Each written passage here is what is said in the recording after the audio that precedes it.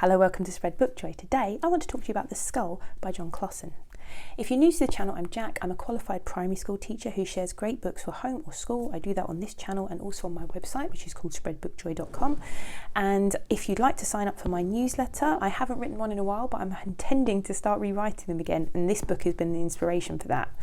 I also sometimes share planning, if you're a teacher, for picture books, ideas that I have for using picture books in class, and I'm going to talk a bit about that at the end here as well. But yeah, let's talk about this wonderful book that was just released. I'm not sure it was released last month or the month before, but it is from the Canadian author illustrator Jon Klassen, who is really wonderful. My friend Alice over at Alice and the Giant Bookshelf has done a deep dive into Jon Klassen's work, which I will link in the description box below. Klassen's illustrations are typically very stark, typically very dark, good use of light, good use of contrast within these illustrations, and he manages to have these characters who generally don't have a very expressive face, but they've got such expressive eyes. They manage to be really emotive in a very simplistic fashion. The Skull is a Tyrolean folktale that Jon Klassen read in a library while he was waiting to do a talk one day, and the story stuck with him, and when he got home he decided to retell the story.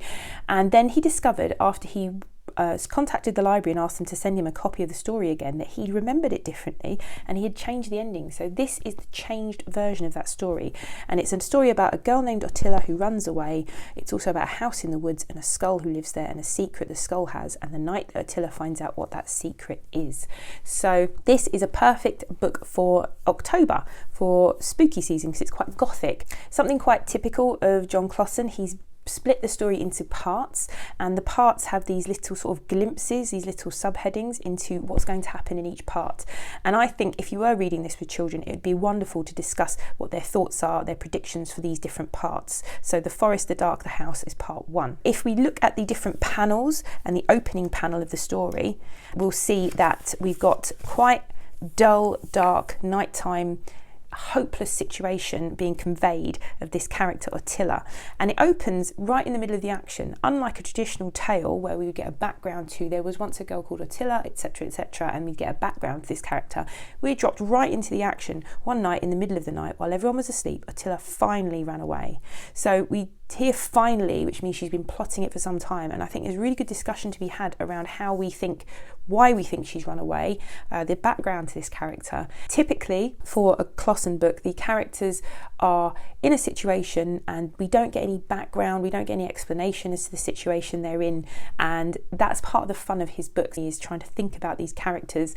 Sometimes you don't need to wonder whether they have a background or not, but I think this finally here gives an indication, there's an inference there that there's something going on with this character, that she's been plotting to run away for a while. The opening panel is quite dark and there's hardly any light, and this situation, the start of it, when Attila's running through the woods, the situation seems to get more and more dire. She's running through the forest and she's running through the trees, and you'll notice this getting darker and darker and darker, and then there's a moment of despair, and at that moment of despair the page is just getting darker and darker and completely dark, and she's just down here in this corner and she has this moment of despair, and then on the next page we get hope, and hope in the form of light.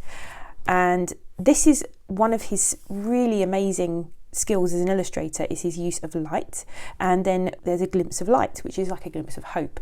And as you go through the book, you'll see the light increasing as Attila's hope increases, as the hope of rescue increases in this character. And the light it comes through, it's a dawn light, so you can see the sun coming up over there. So it's this kind of really rosy warmth that's kind of enveloping this character who's been lost in the dark and the cold. The only thing in the house when Attila discovers the house is this skull, and the skull's looking at her, and the skull talks to her and invites her in, and they form a friendship. We've got part two, the skull, the rooms, the dance. I'm only going to show you a bit of this part. I won't show you the whole book. I might show you a couple of the back panels, just because I want you to see the contrast between the beginning and the end. But the skull and Attila, they do this amazing tour of the house. The skull shows her around the house, and they start to bond because Attila shows him small kindnesses throughout, and he's been alone for a long time. So again, we've got another character to consider. Why is this skull living in this house alone? How long has it been there? Why has no one else noticed this house? There's an awful lot of really good speculation that you can do around these characters.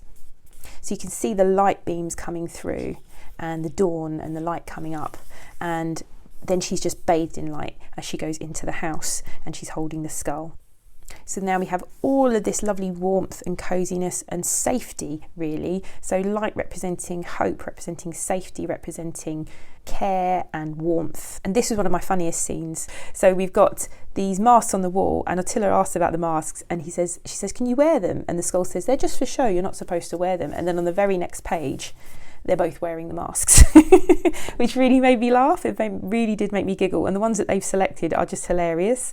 Then he shows her the bottomless pit, and he shows her around the house, and he shows her the top of the tower and the tall tower. I'm not going to show you much more of the rest of the story because they go to bed later that night and the skull tells her a secret. I don't want to spoil it for you any more than that, but I just wanted to show you, talking about the use of light and dark, we've got this panel here. One night in the middle of the night while everyone was asleep, Attila finally ran away, and then we've got the opening title shot, which is her in the forest, and the skull, which is the title of the book.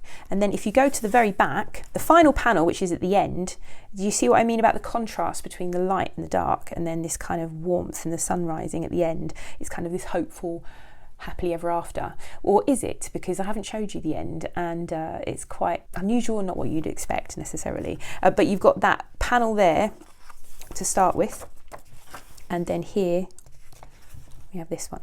So I always love looking at the contrast between the first and the last panels in a picture book, because quite often illustrators are really clever and they kind of match in a way but are different. So yeah, just wanted to point that one out.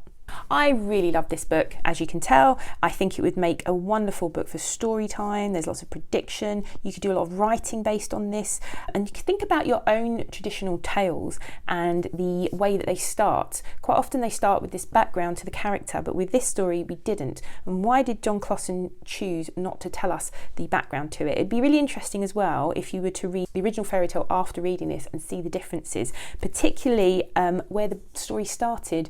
And I think it's a really good discussion to be had about where we start our stories and what we think about including in a story in terms of the background. Did we need the background for these characters to enjoy them, to enjoy their story as it was within the book? Lots of really fascinating stimulus for discussion here.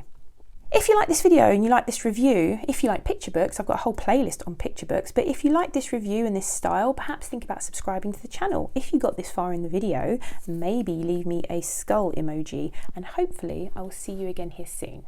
Bye!